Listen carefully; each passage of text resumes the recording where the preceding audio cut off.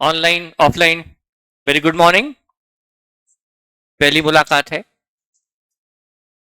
मेरा नाम अनिल कुमार नाहटा है और मैं भी सीए हूं और मुझे पढ़ाते हुए काफ़ी साल हो गए हैं, लेकिन मुझे पढ़ाने में आज भी बहुत मज़ा आता है और पढ़ाना मेरा शौक है। और बड़े लकी लोग होते हैं जिनका शौक ही कन्वर्ट हो जाए उनके प्रोफेशन में, तो मैं उन लकी में से हूँ।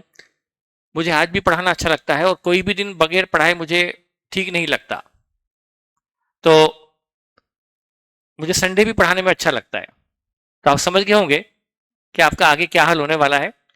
अब आपके संडे संडे नहीं रहेंगे, बल्कि संडे आपके हमेशा वर्किंग डे रहेंगे। तो जो आपका सब्जेक्ट है और वो है एडवांस अकाउंट। तो ये एडवांस अकाउंट नाम दिया गया है, ये नाम से हमें कोई मतलब नहीं कि वाकई इसका नाम एडवांस है तो ये एडवांस अकाउंट होगा, है। लेकिन ऐसा भी नहीं कि इसका नाम सिर्फ अकाउंट कह सकते हैं। आईसीआई ने हर 3 से 5 साल में ये सिलेबस चेंज करते हैं। उस चेंजेस में कुछ उथल पुथल हुई है। उस उथल पुथल में कुछ बहुत अच्छे चैप्टर आपके चले गए हैं सीए फाउंडेशन में। सिंगल एंट्री चला गया फाउंडेशन में, रिजर्वेशन ऑफ प्रेफरेंस चला गया, रिजर्वेशन ऑफ प्रेफरेंस शेयर चला गया फाउंडेशन में, बोनस इश्यू भी चला गया फाउंडेशन में।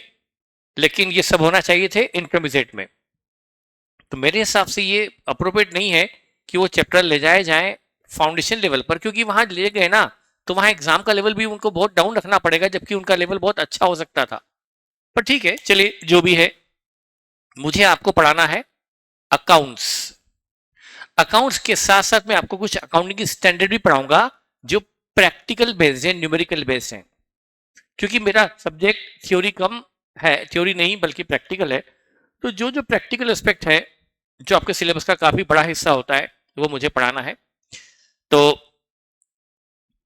अभी आपका फाउंडेशन का एग्जाम फिनिश हुआ ही है। उसमें आपने कुछ चैप्टर पढ़े होंगे, इशू ऑफ बोनस शेयर, आपने पढ़ा होगा रिडम्पशन ऑफ प्रेफरेंस शेयर, आपने पढ़ा होगा सिंगल एंट्री। इन सभी का हमारे इंटरमीडिएट में रोल है। रिडम्पशन ऑफ प्रेफरेंस शेयर भी यहां आपको फिर से देखना पड़ेगा। इशू ऑफ बोनस शेयर भी यहां देखना पड़ता है, उसका भी रोल होता है। और सिंगल एंट्री का तो फंडामेंटल यहां काम आता है। फंडामेंटल वो चैप्टर काम नहीं आता, उसके न्यूमेरिकल नहीं आते, उसके क्वेश्चन नहीं आते, लेकिन वो बेस काम आता है सिंगल एंट्री का। लेकिन रिडम्पशन ऑफ प्रेफरेंस शेयर तो आपको एज इट इज यहां पर किसी क्वेश्चन में उसको मैनेज करना पड़ेगा। क्वेश्चन आएगा उसमें रिडम्पशन ऑफ प्रेफरेंस शेयर के पॉइंट भी होंगे और इशू ऑफ बोनस शेयर के पॉइंट भी होंगे। तो क्या आप रिडम्पशन ऑफ प्रेफरेंस शेयर के बारे में जानते हैं या भूल चुके हैं? क्या मानू? रिडम्पशन ऑफ प्रेफरेंस शेयर, चलिए कुछ कहना है सर याद है। ऑनलाइन वाले कहते हैं याद है क्योंकि वो सामने नहीं है। ऑफलाइन वालों को डर लगता है कि हमने बोल दिया याद है तो कहीं सर पूछ न ले, इसलिए ऑफलाइन वाला एक भी हो सकता है। डरने का नहीं बेटा, आता है। ऑनलाइन में सबको आता है, वेरी गुड, वाह क्या बात है।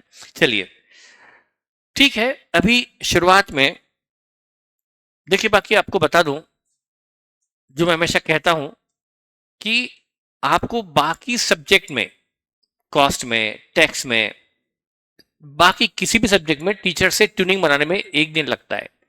पढ़ाना शुरू करते हैं, आपको अंडरस्टैंडिंग आ जाती है। लेकिन मेरे साथ ट्यूनिंग बनाने में आपको 1 वीक लगेगा। 1 वीक लगता है मुझसे ट्यूनअप होने में।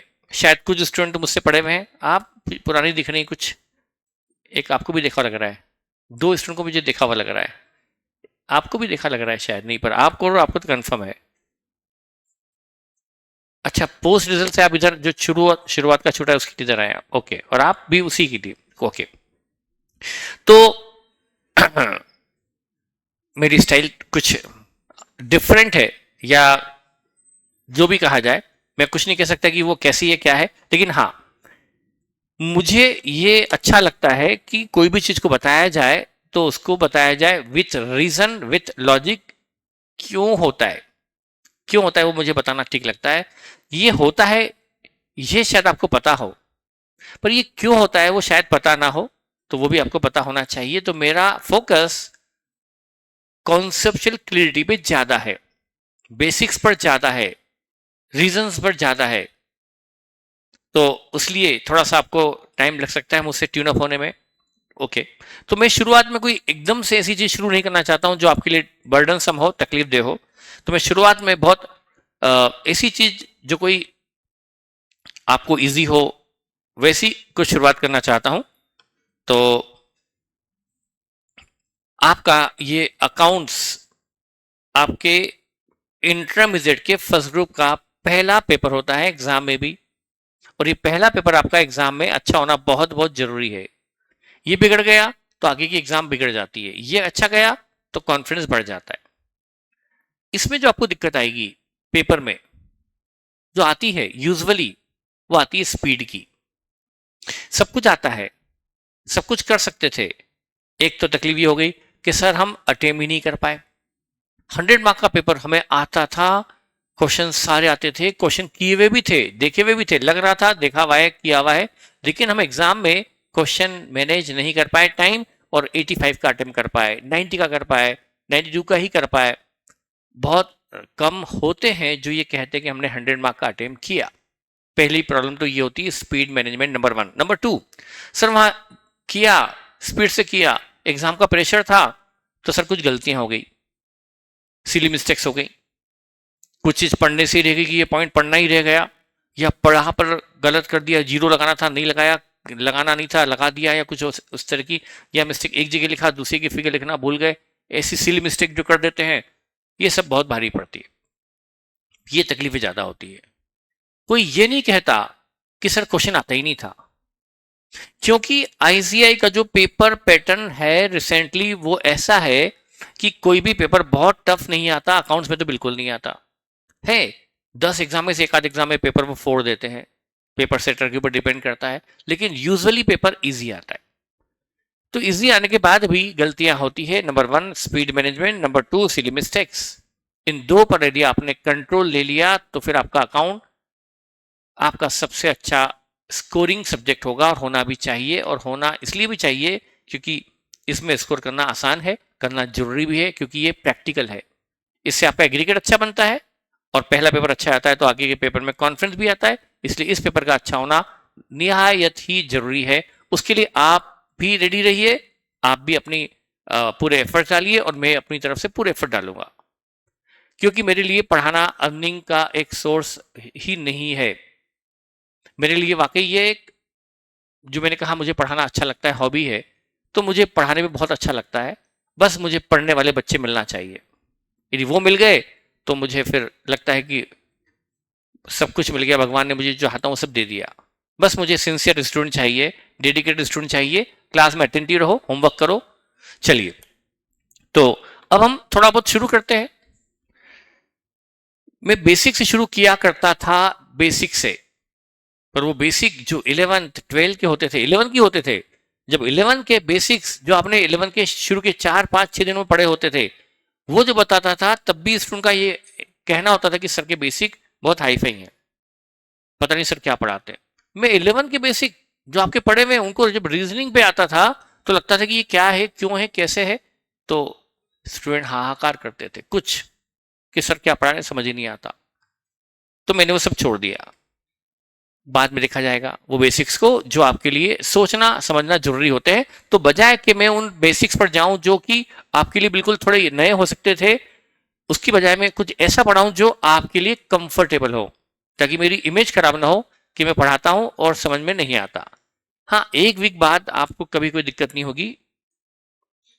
चलिए, तो हम शुरू करते हैं।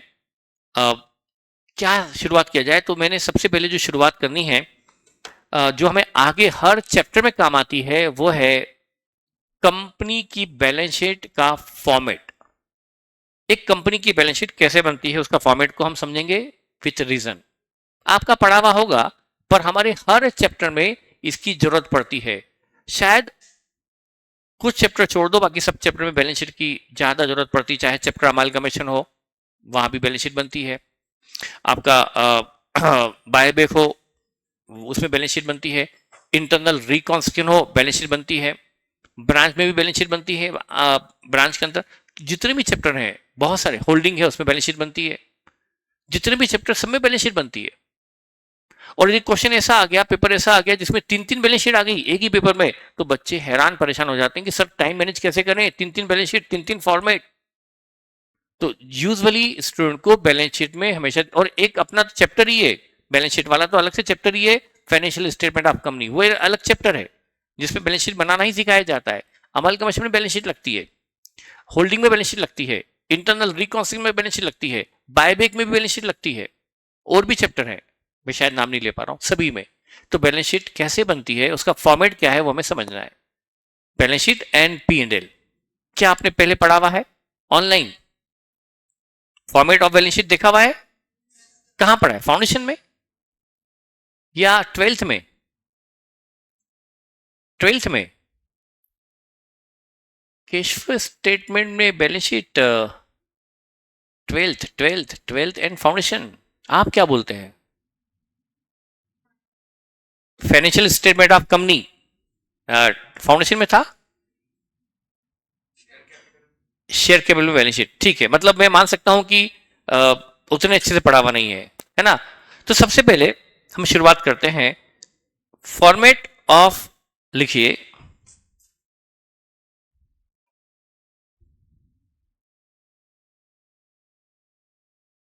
Format of balance sheet of company.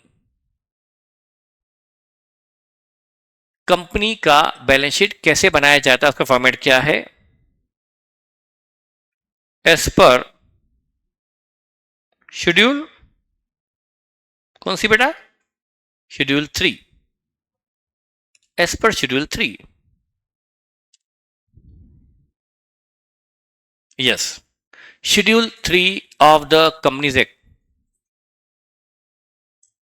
अच्छा, बोनस इश्यू में और प्रेफरेंशियल में बैलेंस शीट बनाई होगी। सुयश जैन, आपका कहना है बिल्कुल सही है, आपने विथ प्रूफ रखा है कि bonus issue and redemption of preferential में बैलेंस शीट पड़ी है फाउंडेशन में, ठीक है। तो बेटा balance sheet as per schedule 3, पहले ये शेड्यूल 6 हुआ करती थी, लेकिन शायद आपने तो शेड्यूल 3 सुना होगा। शेड्यूल 3 में कंपनी का फॉर्मेट, जो भी कंपनी इंडिया में है, इंडियन कंपनीज एक्ट में रजिस्टर्ड है, उनको अपनी बैलेंस शीट एक स्पेसिफिक फॉर्मेट में बनाना कंपलसरी है, और वो फॉर्मेट आपको गिवन है शेड्यूल 3 में। ताकि अभी क्या होता है बेटा, ये फॉर्मेट क्यों बनाया? मान लो ए कंपनी है, बी कंपनी है, सी कंपनी है, डी कंपनी है, सभी के शेयर हमारे पास है। यदि हर कंपनी बैलेंस शीट अपने अपने हिसाब से बनाएगी तो हमें दिक्कत होगी ना, शेयर होल्डर को। हमें उस बैलेंस शीट को एनालाइज करने में दिक्कत जाएगी, क्योंकि हम शेयर होल्डर बैलेंस शीट को एनालाइज करते हैं कि किस कंपनी में शेयर खरीदें, किस में बेच दें, क्या करें। तो हमें बैलेंस शीट के एनालिसिस के लिए क्या जरूरी है कि सबका फॉर्मेट एक जैसा हो, यूनिफॉर्म फॉर्मेट हो पूरे इंडिया की सारी कंपनीज का, जो कंपनीज एक्ट में रजिस्टर्ड है। यूनिफॉर्मिटी होना जरूरी है।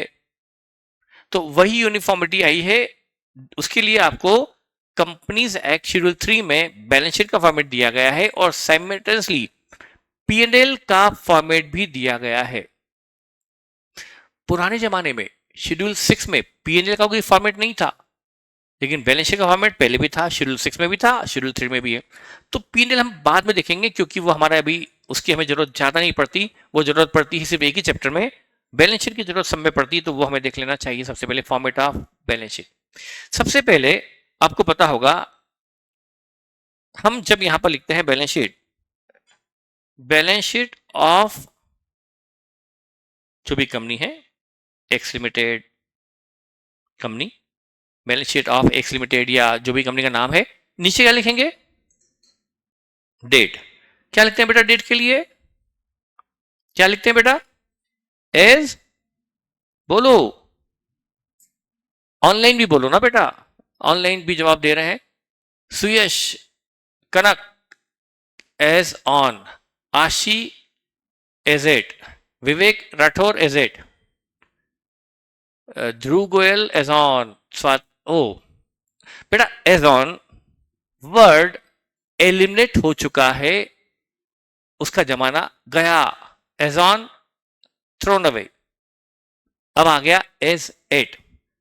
क्या फर्क है एज ऑन में एज एट में? पहले आप एज ऑन लिखा करते थे, एज ऑन 31 मार्च। अभी लिखा नंबर कट, एक नंबर कट, एज ऑन गोन अब नहीं रही, आप यूज करेंगे एज एट 31 मार्च 2022 या 24 जो भी है। अब एज ऑन लिखना मतलब एक नंबर कट करना। जमाने से सैकड़ों तो नहीं बोलते हैं, कई सालों से एज ऑन वर्ड चला रहा था। अभी जाके इनको समझ पड़ी कि एज ऑन गलत है, एज एट सही है। ऐसा क्या गलत था? देखिए बेटा आपको बताओ, बैलेंस शीट पूरे साल भर की होती है क्या? बोलो, बैलेंस शीट कब की होती है? मान लो हमारा साल है 23-24, तो बैलेंस शीट कब की होती है?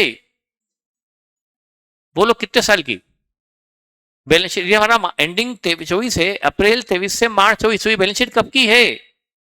बोलिए, फाइनेंशियल ईयर 23-24 की है ना, ऑनलाइन ईयर एंडिंग में बनती है एक साल की। ये बैलेंस शीट कब की होती है? आशी अग्रवाल, आपके रिप्लाई अप्रोप्रिएट है।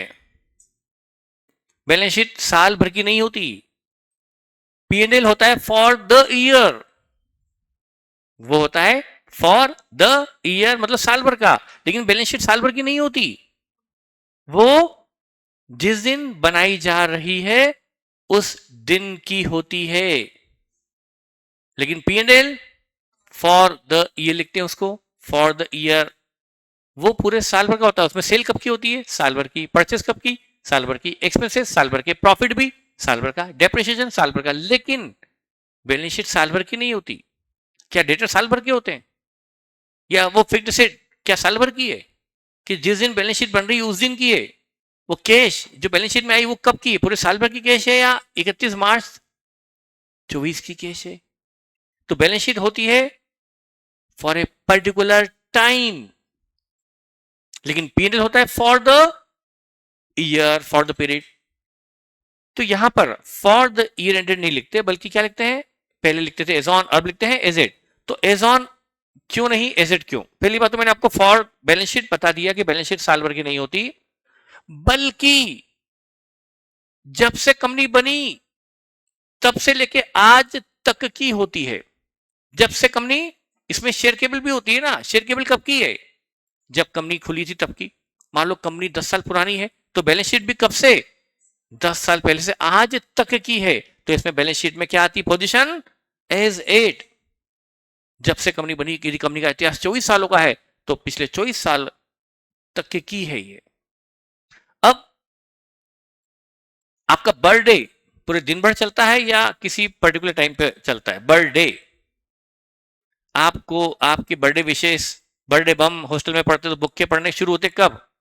रात को 12 बजे शुरू हो जाते मुक्के, और दूसरे दिन 12 बजे तक आपकी बर्थडे मनी आई थी पूरे दिन भर, वो आपका बर्थडे होता है। बर्थ टाइम नहीं मनाते आप बर्थ डे मनाते हो। यदि दुनिया में रिवाज होता बर्थ टाइम मनाने का तो क्या होता? यदि आपका जन्म 11:22 पे हुआ है तो फिर बर्थ टाइम 11:22 है, तो फिर आपका बर्थ टाइम यदि मनाने का रिवाज होता तो आप 11:22 पे होता सेलिब्रेशन। पर हम क्या मनाते हैं? बर्थ टाइम या बर्थ डे।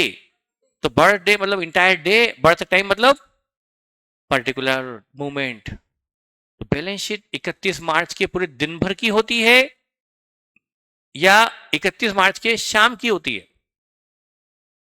दिन भर की नहीं होती, पूरे दिन भर की नहीं होती। बैलेंस शीट कब की होती है? 31 मार्च के शाम को। यदि आपकी बिजनेस आवर्स 6 बजे क्लोज हो रहे हैं, कैश कब की लिखी हुई है बताओ? पूरे दिन भर की कैश है कि 31 मार्च की शाम को कैश है वो लिखी जाएगी?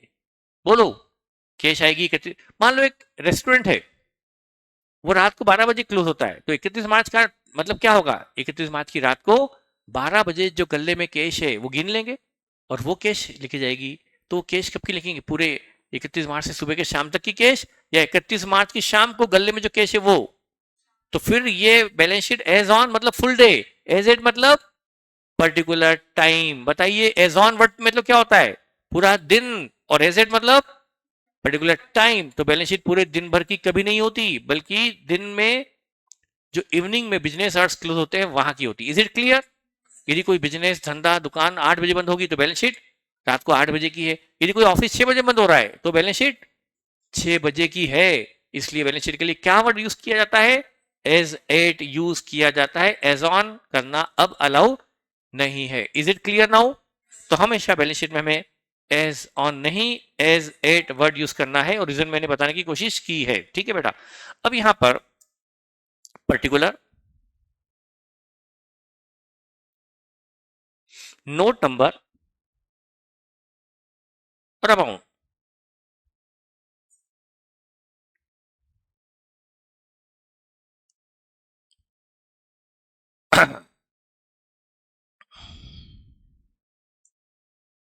अब यहां पर अमाउंट के दो कॉलम हुआ करते थे, हैं, अभी भी हैं, प्रीवियस ईयर और करंट ईयर। पर मैं अभी आपको करंट ईयर बता रहा हूं, अभी उसमें नहीं जाऊंगा। पर्टिकुलर, सबसे पहले पहली बात तो बैलेंस शीट का बेटा दो फॉर्मेट हुआ करता था किसी जमाने में, vertical, horizontal. T form, T form मतलब हमारी जो आदत है बेटा, बैलेंस शीट जो पुरानी थी वो यही थी। ये बैलेंस शीट थी, इधर होती थी असेट, इधर होती थी लाइबिलिटी। मेरी राइटिंग है तो बहुत ही सुंदर, पर वो आप लोग को समझ में नहीं आती है। मतलब वो थोड़ी यूनिक है ना, तो आपको यूनिक चीजें समझने में टाइम लगता है। मेरी राइटिंग थोड़ी डिफरेंट है, जो मैं खुद भी नहीं पढ़ पाता कई बार तो, पर आपको धीरे धीरे आदत हो जाएगी। असेट और लाइबिलिटी ये बैलेंस शीट होती थी। ये टी फॉर्म होता था, टी फॉर्म। ये कौन सी होती? Vertical, horizontal? चलो छोड़ो, ये कौन सी है? T form.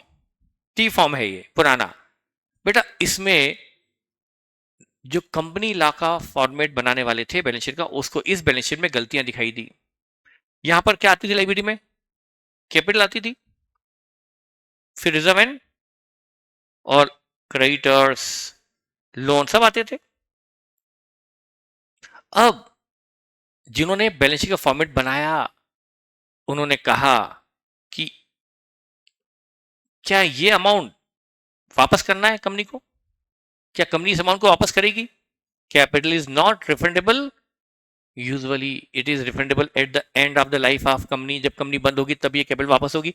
ये कंपनी के पास कैपिटल आ गई, सो हमेशा हमेशा कंपनी के पास रहेगी। स्पेशली इक्विटी शेयर कैपिटल एक बार आ जाती है तो दोबारा वापस नहीं जाती। ये कंपनी जब बंद होगी तभी शेयर को ये कैपिटल रिफंड की जाएगी। It is not refundable during the life of company. जब ये रिफंड करना ही नहीं है तो इसको लाइबिलिटी कैसे मान सकते हो आप? It is not payable at all. If it is not payable at all, then why it should be treated as a liability? It is not a liability at all.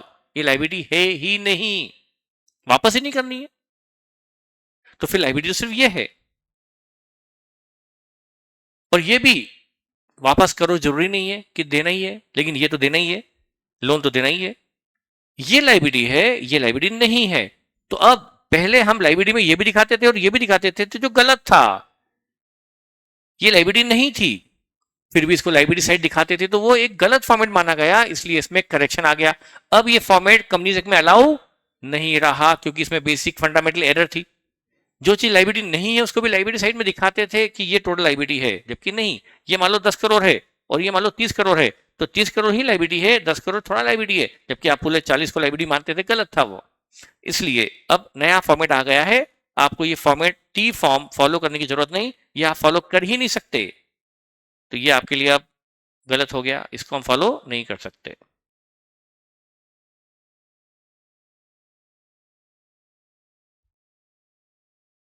ठीक है, तो जो नया फॉर्मेट आया है वो, अब आपको जो नया फॉर्मेट फॉलो करना है वो आपके सामने है।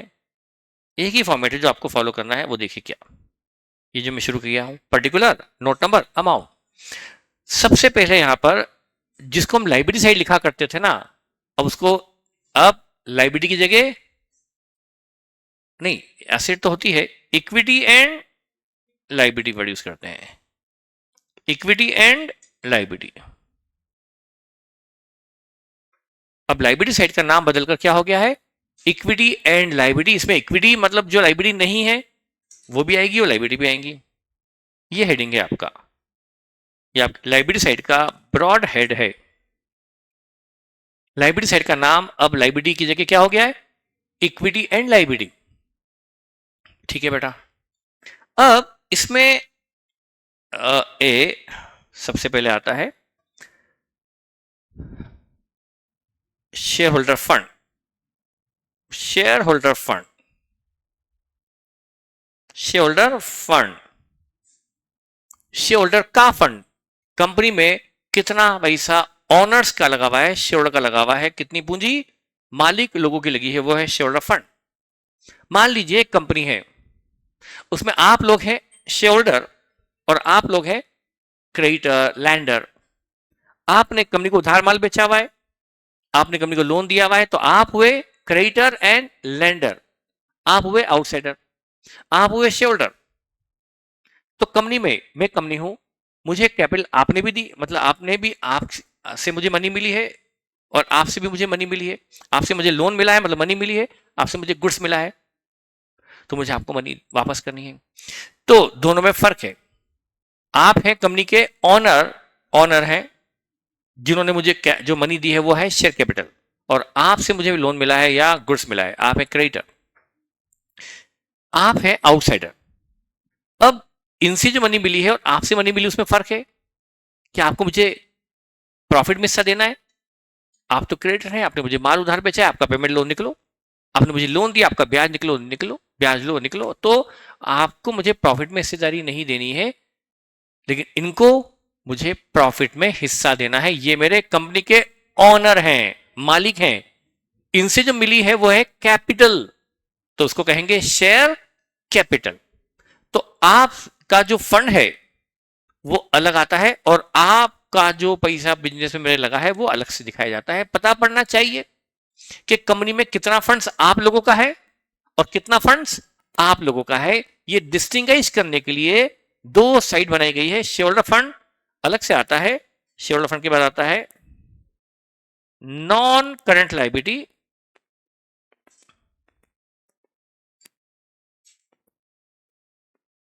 और फिर आती है current liability. Shareholder fund के बाद आता है, शेयर होल्डर फंड के बाद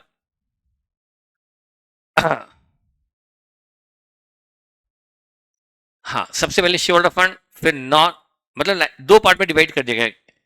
कितना मनी है शेयर होल्डर्स की, मींस ऑनर की, और कितनी मनी है आउटसाइडर की। ये है नॉन करंट और current liability, non current and current liability. तो current liability payable within a, आप you can say within a year. ये बहुत सही तो नहीं है, within a one business cycle, पर वो मैं, मेरे से में नहीं आता, तो आपको मैं एक साल बोल सकता हूँ। Liability payable within a year, जो जल्दी ही पे करनी है वो करंट लायबिलिटी है, और जिसको जल्दी ही पे करने का बर्डन नहीं है वो नॉन, जो लंबे समय बाद पे करनी है वो नॉन करंट लायबिलिटी, जो वो लॉन्ग टर्म लायबिलिटी है, नीचे शॉर्ट टर्म लायबिलिटी है। ऊपर जो है non current means long term liability, और नीचे current means short term liability. अब ए में जो मनी है, it is money contributed bye honour, मालिक लोगों ने मुझे कंपनी में कितना फंड दे रखा है, और ये बाहरी लोगों का पैसा कितना लगा है, वो है non current and current liability.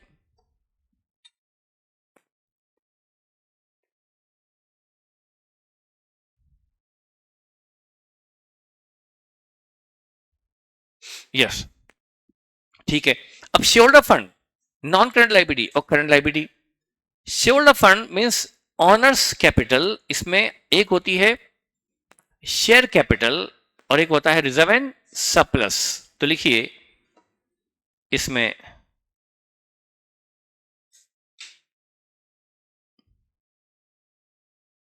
Share capital, इसका एक नोट नंबर बन जाता है, और सेकंड में ये बार बार स्क्रीन ग्रीन हो जा रही है, कुछ कुछ गड़बड़ हो रही है। हाँ, फ्लक्चुएट भी हो रही है, 2 मिनट वेट करो, और ये ग्रीन हो जाती है, कभी बंद हो जाती है हल्के से। ये देखो बंद हो गई।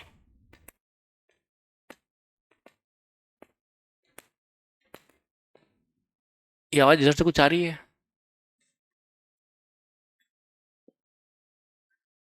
यस, ये देखो ग्रीन हो गई।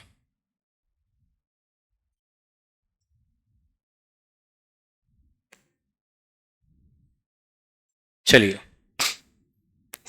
हाँ बेटा, चल हम सुनना ही तो है।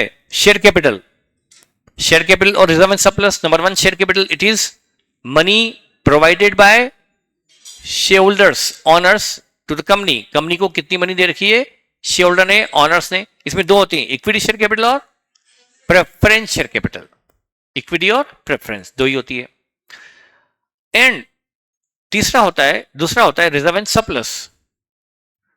रिजर्व सरप्लस वो जो मैंने कमाया, मीन्स कंपनी, मैंने प्रॉफिट कमाया, मेरे पास कुछ प्रॉफिट रखे हैं जो है आप लोगों के शेयर होल्डर के, पर मैंने अभी आपको दिए नहीं है, मेरे पास रख रखे हैं, रिटेन कर रखे हैं, फ्यूचर में आपको दूंगा, जब कंपनी वाइंड अप होगी तब दूंगा आपको, पर अभी मेरे पास है। तो वो प्रॉफिट जो मैंने रख लिए, रोक लिए, रिटेन कर लिए, रिटेन्ड अर्निंग, वो सब है रिजर्व एंड सरप्लस। वो कई तरह के होते हैं। तो वो रिजर्व सरप्लस मतलब रोक लिए गए प्रॉफिट्स, वो यहां पर आएंगे। आपने मुझे, आप इक्विटी शेयर होल्डर हो, आप उधर पीछे बैठे प्रेफरेंस शेयर होल्डर हो, आपने मुझे दिया 20 करोड़, आपने मुझे दिया 10 करोड़, तो वो होगी शेयर कैपिटल।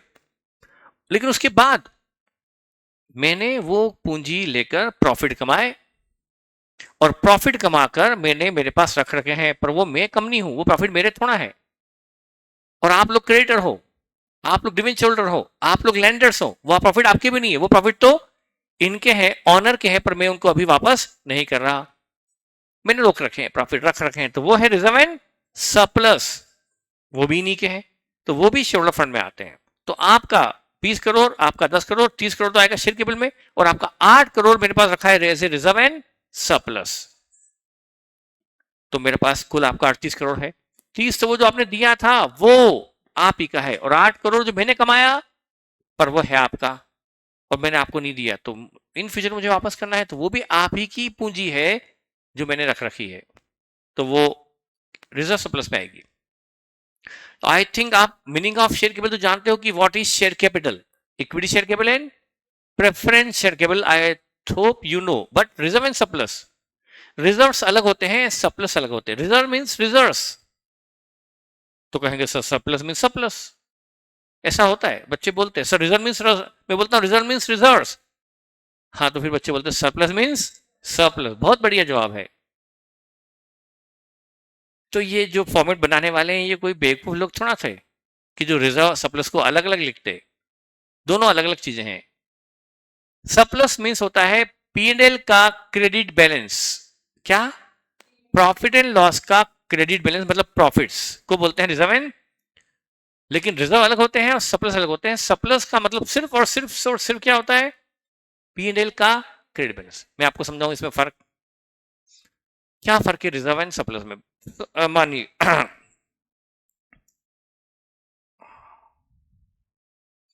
मैंने एक, आपकी जमीन है, 10 करोड़ की जमीन थी, वो मैंने बेच दी 16 करोड़ में, 6 करोड़ का प्रॉफिट हुआ मुझे कंपनी को। क्या ये प्रॉफिट रेवेन्यू प्रॉफिट है या कैपिटल नेचर का? कैपिटल नेचर का, ये प्रॉफिट कैपिटल नेचर का है। ये प्रॉफिट चूंकि कैपिटल नेचर का है, एज पर कंपनीज एक्ट ये कैपिटल प्रॉफिट है, it is not a revenue profit, it's a capital profit, ये कैपिटल प्रॉफिट है।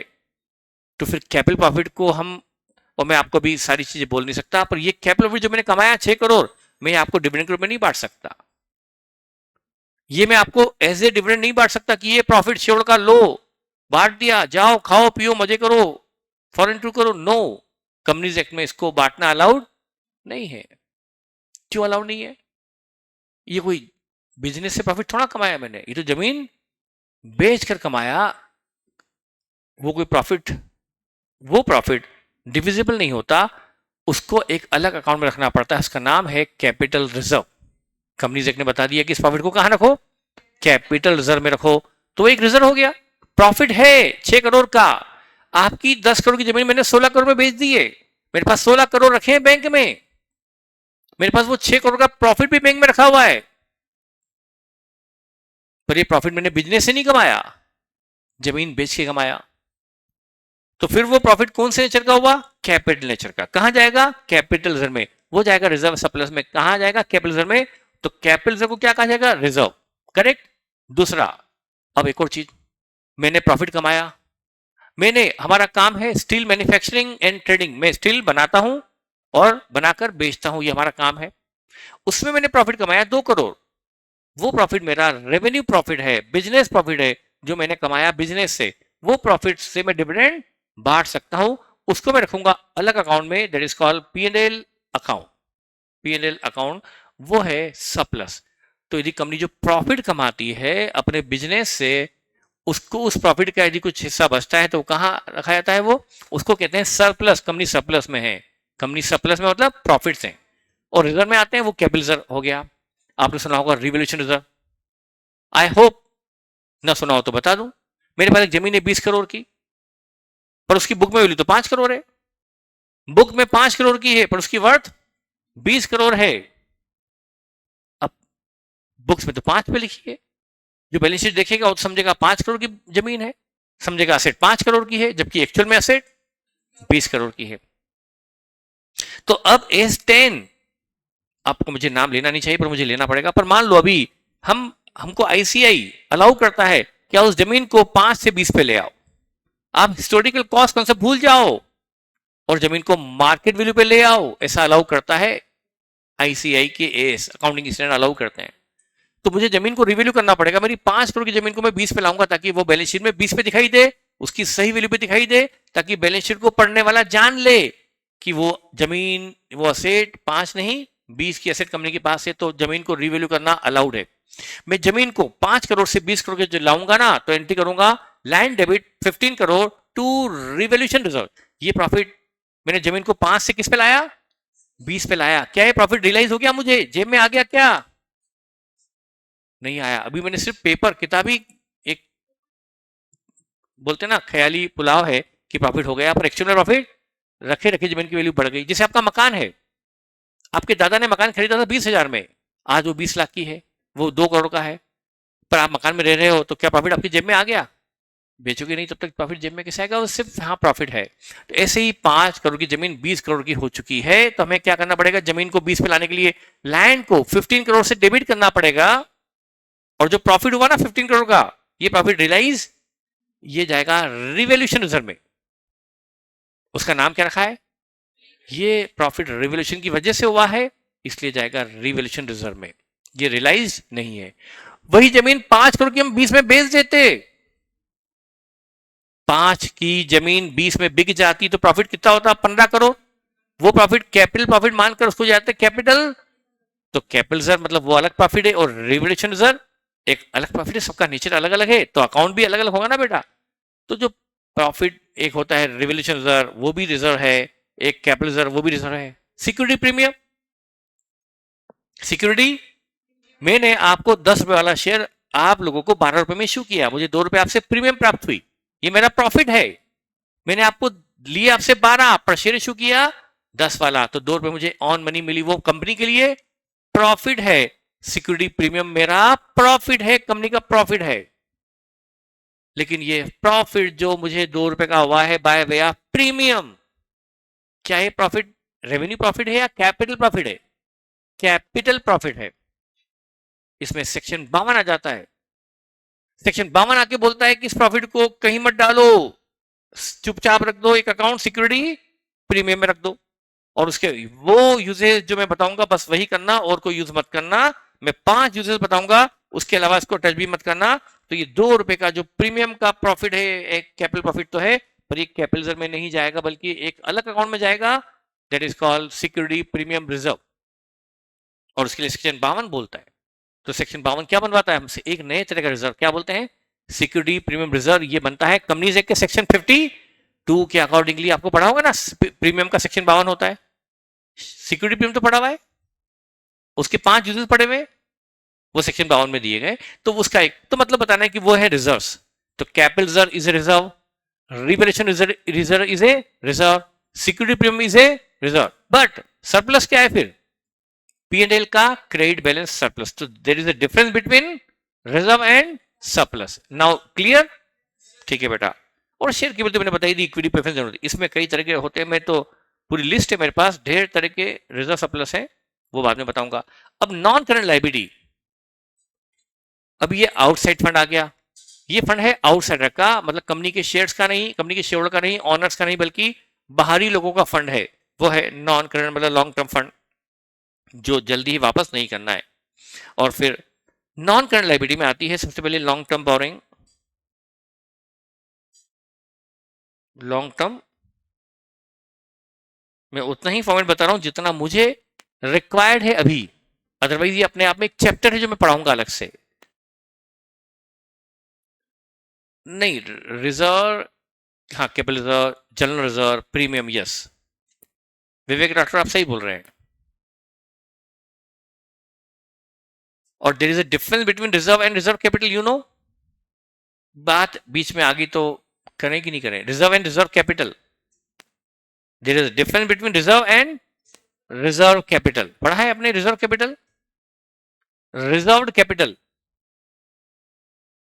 रिजर्व्ड कैपिटल, आप जानते हैं क्या होती है ये? हाँ पढ़ा था।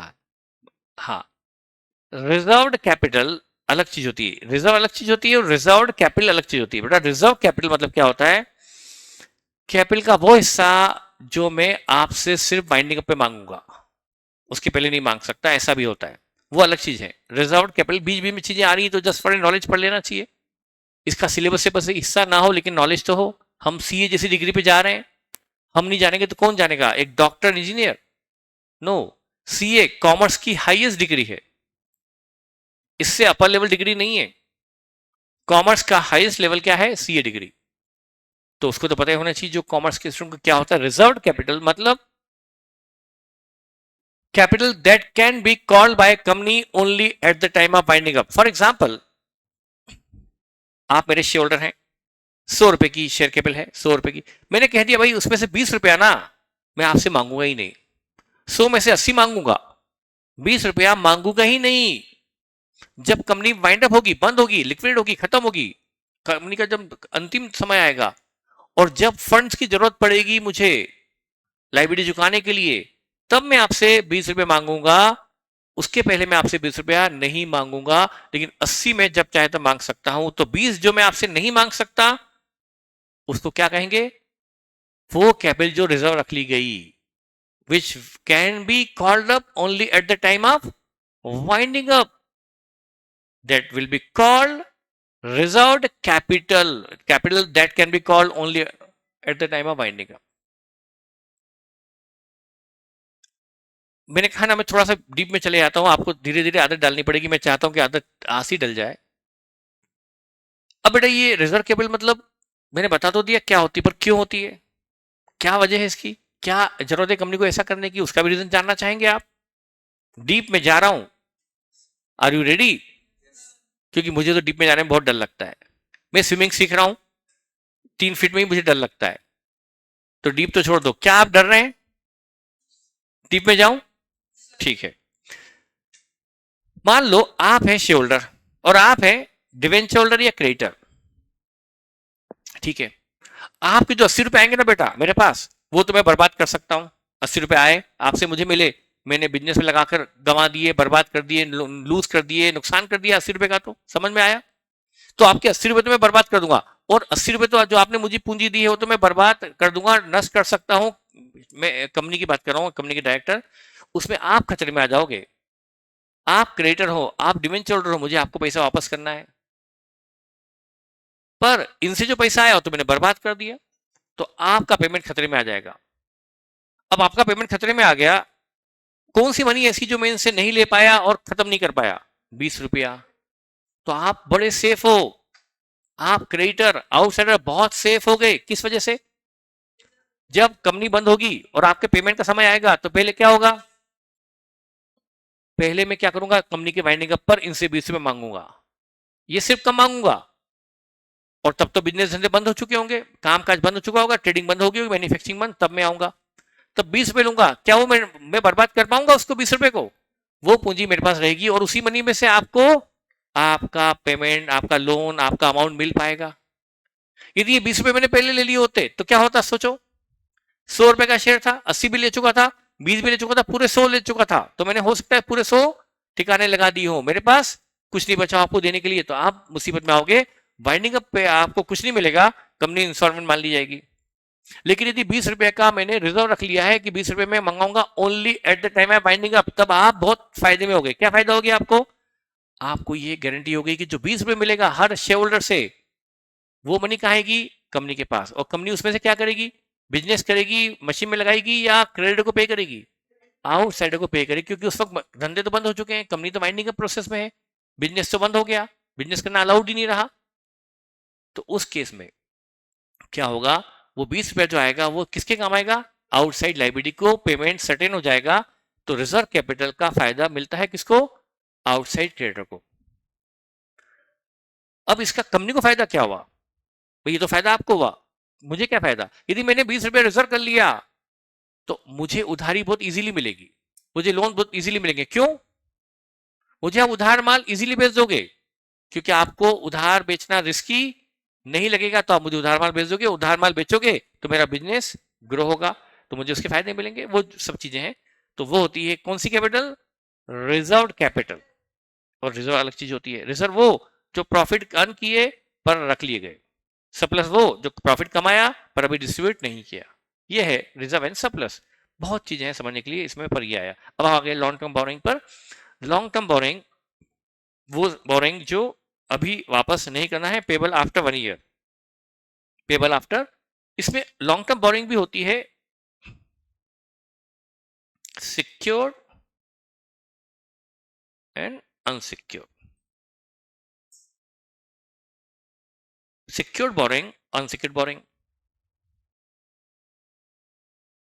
बोरिंग में, लॉन्ग टर्म बोरिंग में भी दो पार्ट करके दिखाया जाता है, सिक्योर्ड और अनसिक्योर्ड।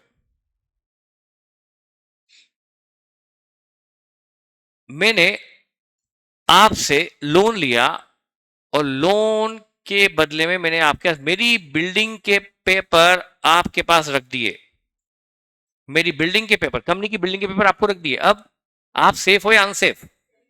यदि मैं लोन में डिफॉल्ट करूं तो आप क्या करोगे? मेरी बिल्डिंग के पेपर आपके पास है, वो बिल्डिंग बेचकर, नीलाम करवाकर आप अपना लोन वसूल कर सकते हो, तो आपका लोन सिक्योर्ड है।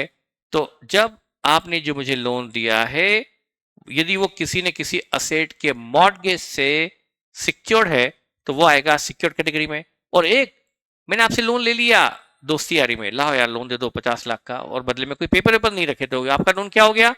अनसिक्योर्ड। तो लोन दो, लॉन्ग टर्म बोरिंग दो तरह की होती है, सिक्योर्ड और अनसिक्योर्ड। आपने सुना होगा डिवेंचर। बेटा हम जस्ट एक डिस्कशन कर रहे हैं, अब ये मत मानिए कि हमारा कोई चैप्टर शुरू हो गया। डिवेंचर, डिवेंचर भी एक लॉन्ग टर्म लोन है, डिवेंचर भी एक लॉन्ग टर्म लोन है, हमेशा वो लॉन्ग टर्म के लिए होता है। आप मेरे डिवेंचर होल्डर हो, आपने मुझे फंड दिया है, बदले में मैंने आपको डिवेंचर इशू किए हैं, मैं आपको 7% डिवेंचर इशू किया हूं, मुझे आपको इस पर 7% ब्याज देना है, और जब उसकी ड्यू डेट आएगी 5 साल 7 साल बाद आपको मनी वापस करनी है। डिवेंचर आज के सिनेरियो में, नए कंपनीज एक्ट में, नए सीन में अनसिक्योर्ड हो नहीं सकते। यदि मैं आपसे डिवेंचर इशू कर रहा हूं, मुझे आपको सिक्योरिटी देनी ही पड़ेगी। अनसिक्योर्ड डिवेंचर का इशू अब अलाउड है ही नहीं। तो डिवेंचर ऑलवेज क्या होते हैं? सिक्योर्ड। डिवेंचर ऑलवेज क्या होते हैं? सिक्योर्ड। वो अभी अनसिक्योर्ड होते नहीं। किसी जमाने में अनसिक्योर्ड डिवेंचर हुआ करते थे। किसी क्वेश्चन में आ जाए तो मान लेना ये पुराने जमाने का क्वेश्चन प्रिंटेड है। आज के जमाने में डिवेंचर हमेशा सिक्योर्ड होते हैं, अनसिक्योर्ड होते नहीं है। हाँ, लेकिन अनसिक्योर्ड दूसरी चीज होती है। एक होता है पब्लिक डिपॉजिट। पब्लिक, जैसे आप मेरे शेयर होल्डर, ठीक है, मैंने आपसे पैसा ले रखा है, लगा रखा है बिजनेस में। आप मेरे डिवेंचर होल्डर, आपसे मैंने लोन लिया हुआ है, 7 साल बाद वापस करूंगा। आप मेरे क्रेडिटर, इनसे मैंने उधार माल खरीदा हुआ है, ये भी इनको वापस करना है, वो नीचे आएंगे करंट लायबिलिटी में। लेकिन मुझे और रुपए की जरूरत है, और मुझे फंड चाहिए। मैंने पब्लिक से कहा, ये पब्लिक, आप मुझे 50,000 के डिपॉजिट दे दो, 10,000 के डिपॉजिट दे दो, उस पर मैं तुम्हें अच्छा ब्याज दूंगा। तो लोगों ने अच्छे ब्याज के लालच में मुझे 50,000 10,000 जो मैंने कहा था वो दे दिए, और मैंने कहा अभी 2 साल बाद वापस कर दूंगा। तो वो क्या हो गया, डिवेंचर नहीं, वो पब्लिक डिपॉजिट है। मैंने उनसे 2 साल के लिए लोन ले लिया, एक डिपॉजिट ले लिया, पब्लिक डिपॉजिट। बेटा आप भी डिपॉजिट करते हो आपकी जब लाइफ में, आप जब स्कूल में थे तो कॉशन मनी थी कि नहीं थी? कॉशन मनी क्या था आपका? स्कूल को दिया गया एक डिपॉजिट जो आपको वापस मिलता था। तो ये डिपॉजिट मतलब पब्लिक से कुछ समय के लिए जो मनी ले रखी है वो भी सॉर्ट ऑफ लोन ही है, नाम डिपॉजिट है पर है सॉर्ट ऑफ लोन। तो वो पब्लिक डिपॉजिट यूजुअली अनसिक्योर्ड होते हैं, पब्लिक डिपॉजिट यूजुअली अनसिक्योर्ड होते हैं, लेकिन डिवेंचर ऑलवेज सिक्योर होते हैं। बैंक लोन तो हाँ पब्लिक डिपॉजिट, बैंक लोन तो जैसा क्वेश्चन क्या है वो करना पड़ेगा। बैंक लोन सिक्योर्ड भी हो सकता है, और पर कोई बैंक अनसिक्योर्ड लोन देती नहीं है। पर फिर भी हम क्या कहें, क्वेश्चन जैसा कहे मानना पड़ेगा कि बैंक ने लोन कुछ पेपर रख के दिए हैं, कुछ बिल्डिंग कोई फर्नीचर स्टॉक की सिक्योरिटी पर लोन दिया है तो वो सिक्योर्ड, और अदरवाइज अनसिक्योर्ड। तो लोन दो तरह के होते हैं, सिक्योर्ड अनसिक्योर्ड, और बाकी नॉन करंट लायबिलिटी भी होती है, पर मैं अभी आपको उतनी बता रहा हूं जो मेरे लिए जरूरी है। करंट लायबिलिटी उसमें और भी होती है, मैं आपको पूरा फॉर्मेट नहीं बता रहा अभी, सिर्फ उतना जितना मेरे लिए जरूरी है। तो ये हुआ नॉन करंट लायबिलिटी में long term borrowing. Current liability में शॉर्ट टर्म बोरिंग आती है।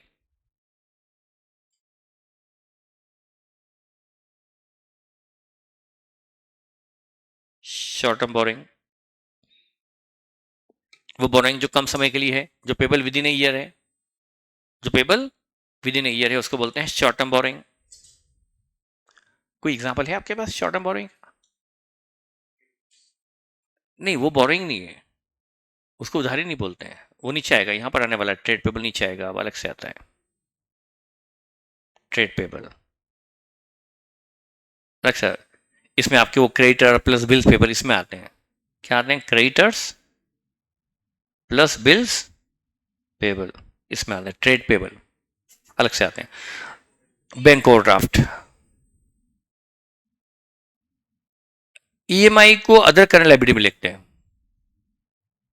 है ना, उसको लिखते हैं other current liability.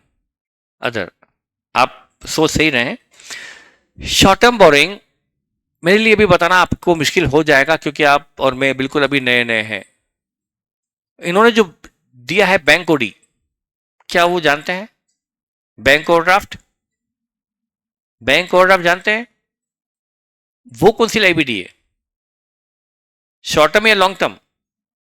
Short term. आपके पॉइंट को मैं करेक्ट करूं या चलने दूं, या तो बैंक ओडी को मैं सही मान लूं या टेक्निकली गलत मानकर इसको कुछ और इंप्रूवमेंट डालू इसमें। या तो बैंक ओडी को मान लो कि करंट लायबिलिटी है वो शॉर्ट टर्म बोरिंग है, बैंक से शॉर्ट टर्म बोरिंग। एक्चुअल में बोरिंग है ही नहीं बैंक ओडी, वो तो बैंक का डेबिट बैलेंस है, क्रेडिट बैलेंस है बैंक का हमारे लिए। पर हम कहीं और गहराई में उतर जाएंगे, ये समझाने जाऊंगा तो मैं कि there is difference between bank OD and CC limit. Bank OD is not short term borrowing but CC limit is a short term borrowing. Bank OD is negative bank balance, वो इधर आता है आपके असेट में आता है, cash and cash equivalent में आता है बैंक बैलेंस, तो बैंक बैलेंस में आएगा नेगेटिव वाला बैंक ओडी। तो bank OD is different from CC limit. पर आप उतनी गहराई में अभी मत जाइए, देखेंगे तो मैं समझा सकता हूं, लेकिन अभी शायद सही वक्त नहीं है समझाने का कि मैं आपको डिफरेंस बताने लग जाऊं कि there is a difference between bank OD and CC limit. आप चाहोगे तो जरूर बता दूंगा, आप ना चाहो तो ना भी कर सकते हो। मतलब कुछ मत बोलो तो मान लूंगा कि नहीं चाहते, कुछ मत बोलने का मतलब होता है नहीं चाहते, तो कुछ नहीं बोलना मतलब मैं बोलूंगा कि अभी नहीं चाहते, ठीक है। तो शॉर्ट टर्म बोरिंग ये होता है, वो बोरिंग जो है बोरिंग पर कम समय के लिए, अब यही बोलूंगा मैं और क्या बोलूंगा, कि वो बोरिंग वो उधारी जो कम समय के लिए, वो शॉर्ट टर्म बोरिंग। अब यही बोल पाऊंगा सीए इंटरमीडिएट की क्लास में कोई तरीका है कि पढ़ाने का कि शॉर्ट टर्म बोरिंग मतलब वो जो बोरिंग कम, ये तो हिंदी ट्रांसलेशन है, ये क्या समझा है मैंने, पर आप खुश तो मैं खुश। शॉर्ट टर्म बोरिंग मतलब वो बोरिंग जो कम समय के लिए है। अब ट्रेड पेबल, ट्रेड मतलब व्यापारिक, क्रेडिटर जिससे हमने गुड्स खरीदा और बिल्स पेबल भी जिससे गुड्स खरीदा, इनको हमें जल्दी ही पे करना होता है यूजुअली, इसलिए उनको भी हम करंट लायबिलिटी में लेते हैं। वो होते हैं ट्रेड पेबल। इसमें और भी करंट लायबिलिटी होती है, पर मैं बता नहीं रहा हूं, अदर भी होती है, शॉर्ट टर्म प्रोविजन भी आते हैं, ऊपर जैसे लॉन्ग टर्म प्रोविजन आता है, नीचे शॉर्ट टर्म प्रोविजन आता है, वो सब नहीं बता रहा मैं आपको उतना ही बता रहा हूं जितना मेरे लिए आवश्यक है।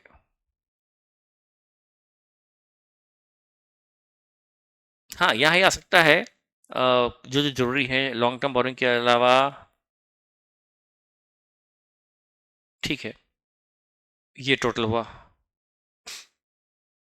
प्रोविजन लॉन्ग टर्म भी होते हैं, वो नॉन करंट लायबिलिटी में आते हैं, और प्रोविजन शॉर्ट टर्म होते हैं, वो करंट लायबिलिटी में आते हैं। Short term provision, long term provision. Provision क्या होता है? सर चाहते हैं बता दो, काश आप यहां होते ऑफलाइन में, बेड लक कि आप ऑनलाइन में हो। तो शॉर्ट टर्म प्रोविजन और लॉन्ग टर्म प्रोविजन, प्रोविजन क्या होते हैं? You know provision? यदि एक होता है शॉर्ट टर्म प्रोविजन, एक होता है long term provision. For example, short term provision, long term provision. पहले लॉन्ग टर्म की बात करते हैं।